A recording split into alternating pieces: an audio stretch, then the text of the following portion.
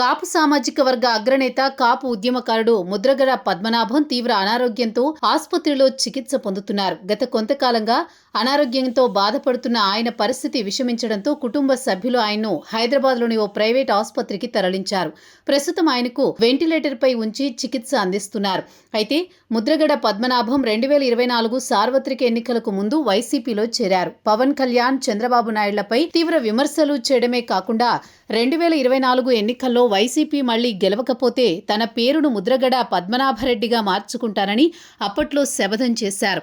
ఆ ఎన్నికల్లో వైసీపీ ఘోర పరాజయాన్ని మూటగట్టుకుంది. దీంతో ముద్రగడ తన మాట నెరవేర్చుకుని తన పేరును ముద్రగడ పద్మనాభరెడ్డిగా మార్చుకున్నారు.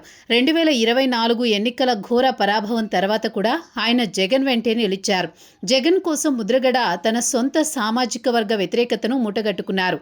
అటువంటి ముద్రగడ పద్మనాభం తీవ్ర అనారోగ్యంతో ఆసుపత్రిలో వెంటిలేటర్పై చికిత్స పొందుతుంటే జగన్ కనీసం ఆయన్ను పరామర్శించడానికి కూడా రాకపోవడంపై రాజకీయ వర్గాల్లో చర్చ జరుగుతోంది. తన కోసం సర్వస్వం ఒడ్డిన నేతను చూడ్డానికి జగన్ స్వయంగా రాకుండా సజ్జల రామకృష్ణారెడ్డిని పంపించడంపై వైసీపీలోనే ఆగ్రహం వ్యక్తమవుతోంది.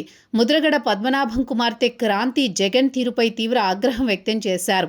ప్రాణాపాయ స్థితిలో వెంటిలేటర్పై ఉన్న తన తండ్రిని చూడ్డానికి కూడా రాకుండా జగన్ ముఖం చాటేయడం దారుణమని విమర్శించారు. గతంలో ముద్రగడ చేసిన సేవలను, వైసీపీ కోసం ఆయన పడ్డ కష్టాన్ని జగన్ విస్మరించారన్న విమర్శలు వెల్లువెత్తుతున్నాయి.